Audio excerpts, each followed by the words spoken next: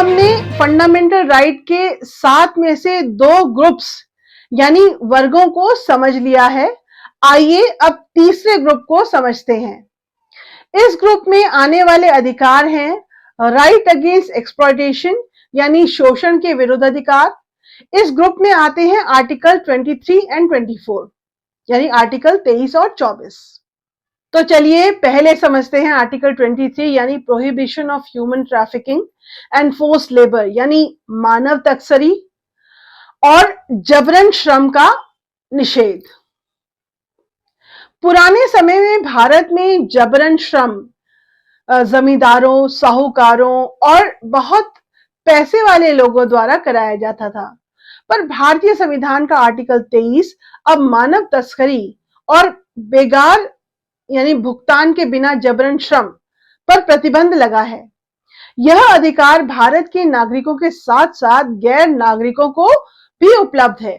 यह अधिकार इंसानों की खरीद फरोख्त, वेश्यावृत्ति यानी प्रोस्टिट्यूशन, देवदासी प्रथा और गुलामी को खत्म कर देता है।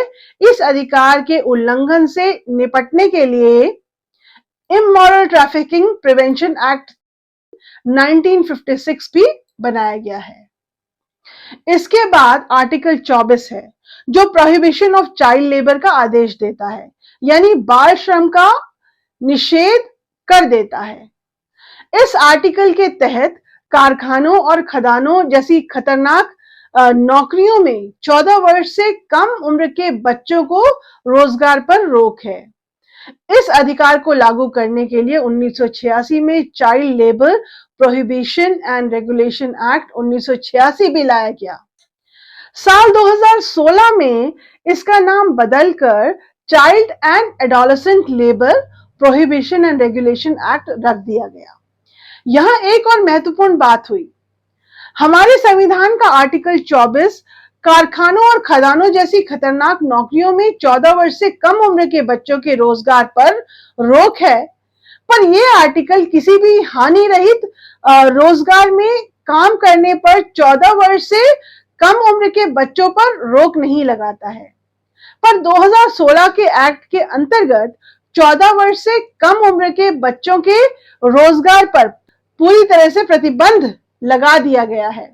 इसके अलावा खतरनाक रोजगारों में 14 से 18 वर्ष की आयु के किशोरों के रोजगार पर भी प्रतिबंध लगा दिया, यानी अब 14 से कम उम्र के बच्चों के किसी भी तरह के रोजगार पर पूरी तरह से प्रतिबंध है और 14 से 18 वर्ष की आयु के किशोरों के सामान्य रोजगार पर प्रतिबंध तो नहीं है, पर उनको खतरनाक रोजगारों में नहीं लगाया जा सकता। तो अब हमने फंडामेंटल राइट्स के 7 में से 3 ग्रुप्स यानी वर्गों को समझ लिया है।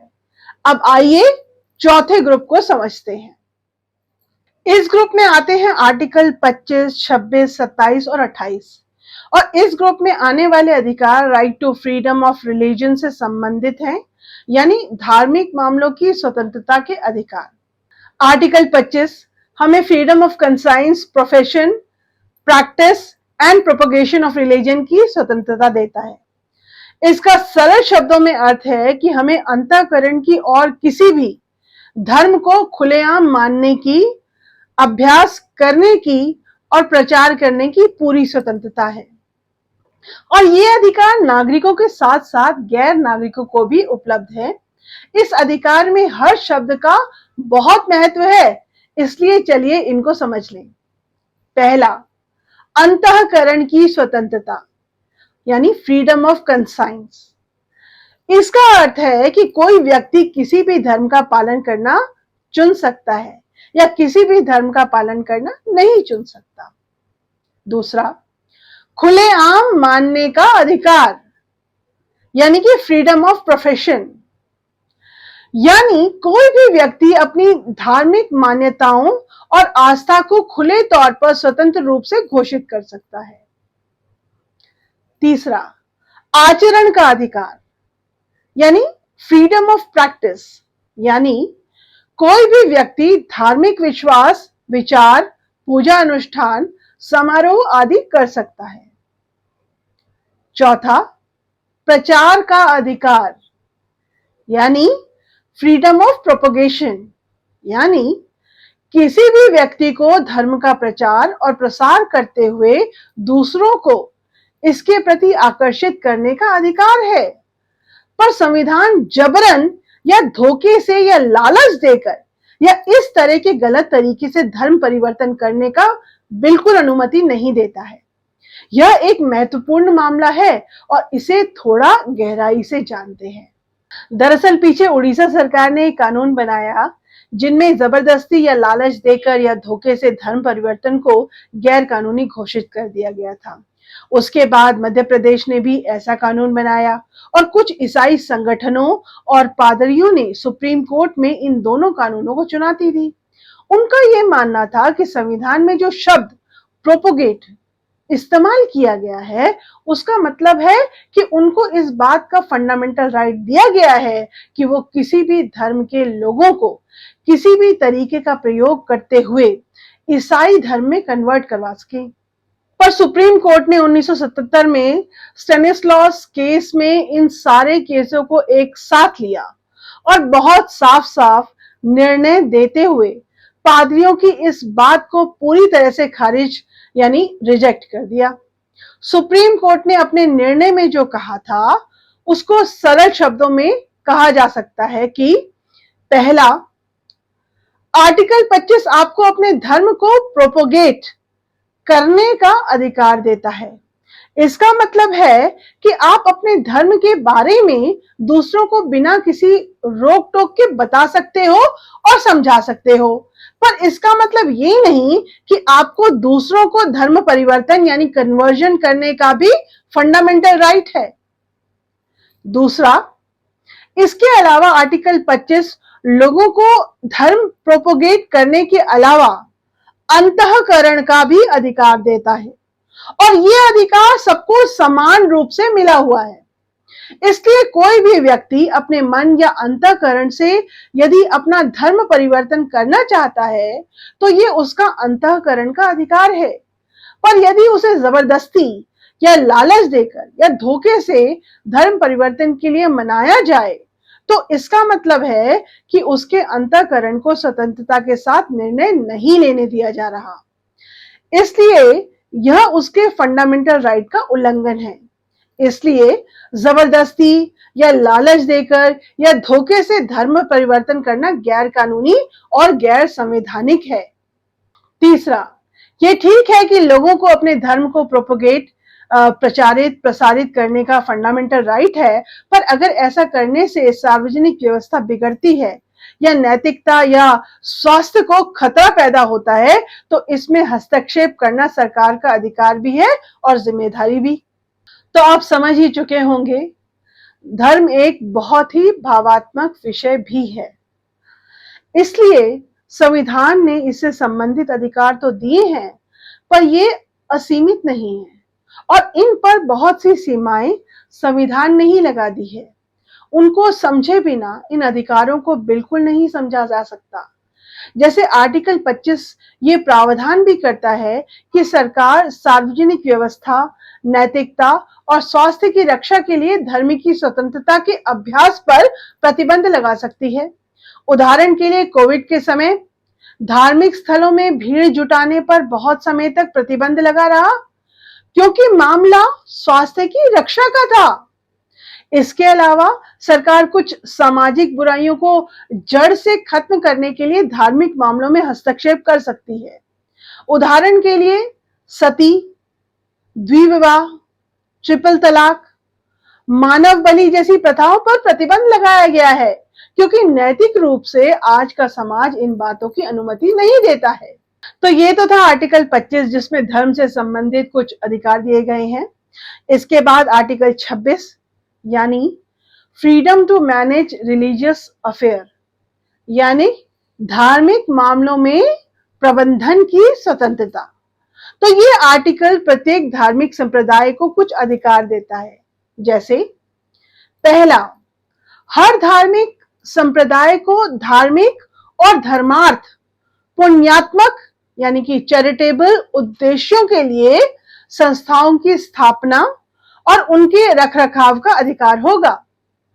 दूसरा, हर धार्मिक संप्रदाय को धार्मिक मसलों पर अपने स्वयं के मामलों का प्रबंधन करने का अधिकार होगा।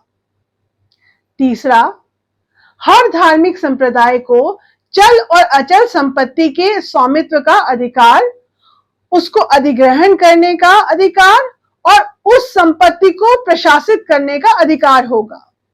पर जैसा कि आर्टिकल 25 के साथ है, वैसा ही आर्टिकल 26 के अधिकार भी असीमित नहीं है। और आर्टिकल 26 में ही यह कह दिया गया है कि सरकार public order, morality and health यानी सार्वजनिक व्यवस्था, नैतिकता और स्वास्थ्य के आधार पर इस अधिकार में हस्तक्षेप कर सकती है। पर यहां पर एक बहुत बड़ी दिक्कत सामने आती है। दरअसल जहां आर्टिकल 26 जिस पर हम अभी बात कर रहे हैं, वो धार्मिक संगठनों को अपने मामलों को संचालित करने का अधिकार देता है, वहीं आर्टिकल 25 एक बहुत महत्वपूर्ण बात कहता है और वह कि आर्टिकल 25(2)(a) के तहत राज्य धार्मिक काम से जुड़ी किसी भी इकोनॉमिक, फाइनेंशियल, पॉलिटिकल और सेक्युलर गतिविधि पर कानून बना सकती है। और अब ये कैसे संभव है कि धार्मिक संगठन अपने धार्मिक मामलों को संचालित करते रहे और सरकार भी धार्मिक काम से जुड़ी किसी भी economic, financial, political and secular गतिविधि पर कानून बना सके? यह तो विरोधाभास हो गया, क्योंकि मान लीजिए कोई भी धार्मिक संस्था अपने संस्थान से जुड़े किसी काम को किसी खास तरह से करना चाहे तो वो कहेगी कि यह अधिकार हमको आर्टिकल 26 में मिलता है। पर अगर सरकार उसी काम को करने के लिए अलग कानून बना दे और कहे कि यह अधिकार उसको आर्टिकल 25(2)(a) से मिलता है, तो फिर क्या होगा? तो इस मामले में सुप्रीम कोर्ट ने लंबे समय से कई केस आए हैं और इस दौरान इस तरह के मामलों में सुप्रीम कोर्ट ने कई निर्णय सुनाए हैं और अब एक थोड़ी बहुत सहमति बन पाई है। पर अब भी प्रश्न उठते ही रहते हैं। इस मामले के ऊपर हमने विस्तृत वीडियो बनाया है जो बहुत गहराई से और इससे संबंधित सभी केसेस को लेकर बनाया गया है। उसका लिंक आप डिस्क्रिप्शन में देख सकते हैं। पर यहां हम सरल शब्दों में आज की स्थिति को समझने की कोशिश करते हैं। तो जब भी सुप्रीम कोर्ट के सामने ये प्रश्न आता है कि किसी धार्मिक मामले पर सरकार आर्टिकल 25(2)(a) के अंदर कानून बना सकती है, तो वह सबसे पहले निर्णय लेता है कि क्या अदालत के सामने जिस विषय को लाया गया है, क्या वह विषय किसी धर्म का अभिन्न अंग है, यानी क्या वह उस धर्म का असेंशियल पार्ट है या नहीं। यदि वह अभिन्न अंग नहीं है तो सरकार उस पर आसानी से 25(2)(a) के अंदर कानून बना सकती है, क्योंकि वह विषय धर्म से जुड़ा हुआ तो है परंतु उसका अभिन्न अंग यानी असेंशियल पार्ट नहीं है।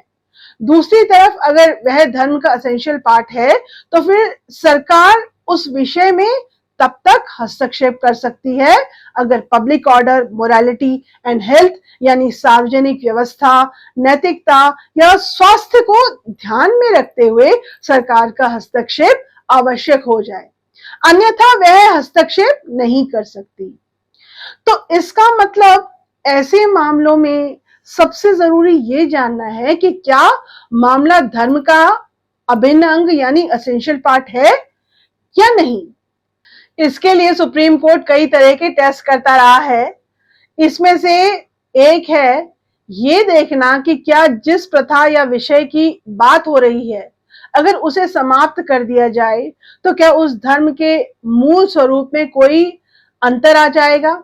अगर अंतर आ जाएगा तो वह विषय उस धर्म का अभिन्न अंग है, अन्यथा नहीं। अब एग्जाम्पल के लिए doctor Noorjahan Sophia Niaz versus state of Maharashtra 2016 case में न्यायालय के सामने हाजी अली दरगाह में महिलाओं को प्रवेश दिए जाने को लेकर प्रश्न उठा। तब बॉम्बे उच्च न्यायालय ने सवाल किया कि क्या दरगाहों में महिलाओं को बाहर रखना इस्लाम के लिए आवश्यक है। बहुत लंबी जिरह हुई और अंत में बॉम्बे उच्च न्यायालय ने माना कि ऐसा नहीं है कि महिलाओं को दरगाह में प्रवेश से धर्म का मूल रूप बदल ही जाएगा। इसलिए यह धर्म का एक आवश्यक अंग या एसेंशियल पार्ट नहीं है और इसलिए महिलाओं को हाजी अली दरगाह में प्रवेश की अनुमति दी गई। इसी तरह Saira Bano versus union of India 2017 case में प्रश्न ये था कि ट्रिपल तलाक क्या इस्लाम का अभिन्न अंग है। सुप्रीम कोर्ट ने फिर देखा कि क्या अगर 3 तलाक को समाप्त कर दिया जाएगा तो क्या इस्लाम में मूलभूत परिवर्तन हो जाएगा। इसकी जांच करने पर सुप्रीम कोर्ट इस नतीजे पर पहुंची कि ट्रिपल तलाक खत्म होने से इस्लाम में कोई मूलभूत बदलाव नहीं आ जाएगा। इसका मतलब यह प्रथा इस्लाम में एक आवश्यक प्रथा नहीं है, बल्कि यह प्रथा तो इस्लाम के मूल सिद्धांतों के विरुद्ध ही है। इसलिए सुप्रीम कोर्ट ने इस तरह के तलाक को असंवैधानिक और दंडनीय माना और ट्रिपल तलाक को समाप्त करने का आदेश दे दिया। तो अब हमने आर्टिकल 25 और आर्टिकल 26 को डिटेल में समझा। आइए अब आर्टिकल 27 और 28 में दिए गए धार्मिक अधिकारों को भी जान लें। आर्टिकल 27 हमें freedom from taxation for promotion of a religion देता है, यानी कि धर्म के प्रचार के लिए कराधान से स्वतंत्रता। सरल शब्दों में यह आर्टिकल कहता है कि किसी भी व्यक्ति को किसी विशेष धर्म या धार्मिक संप्रदाय के प्रचार या रखरखाव के लिए कोई कर या टैक्स देने के लिए बाध्य नहीं किया जाएगा। इसी तरह से आर्टिकल 28 हमें freedom from attending religious instruction और रिलीजियस वर्शिप देता है। यानी सरल शब्दों में हम यह कह सकते हैं कि यह आर्टिकल कहता है कि किसी भी ऐसी शैक्षणिक संस्थाओं में जिसका संचालन पूरी तरह से राज्य के कोष या पैसे से होता हो, उसमें कोई धार्मिक शिक्षा प्रदान नहीं की जाएगी। पर यह प्रावधान किसी ऐसे शैक्षणिक संस्थानों पर लागू नहीं होगा जिसको प्रशासित तो राज्य करती है, पर जिसको किसी ऐसे ट्रस्ट के तहत स्थापित किया गया हो जिसका उद्देश्य की धार्मिक शिक्षा देना हो। इसके अलावा अगर राज्य ने किसी शैक्षणिक संस्थान यानी एजुकेशनल इंस्टीट्यूट को मान्यता दी हुई है या अपने कोष से उसे सहायता देता है, फंड्स देता है, तो ऐसे संस्थान में किसी भी व्यक्ति को उसकी सहमति के बिना किसी भी धार्मिक निर्देश या पूजा में भाग लेने को नहीं कहा जा सकता। और अगर व्यक्ति नाबालिग है तो उसके किसी भी धार्मिक निर्देश या पूजा में भाग लेने के लिए उसके अभिभावक यानी गार्जियन की सहमति लेनी जरूरी है। तो अब तक हमने फंडामेंटल राइट के 7 में से 4 ग्रुप्स यानी वर्गों को समझ लिया है। आइए अब 5वें ग्रुप को समझते हैं।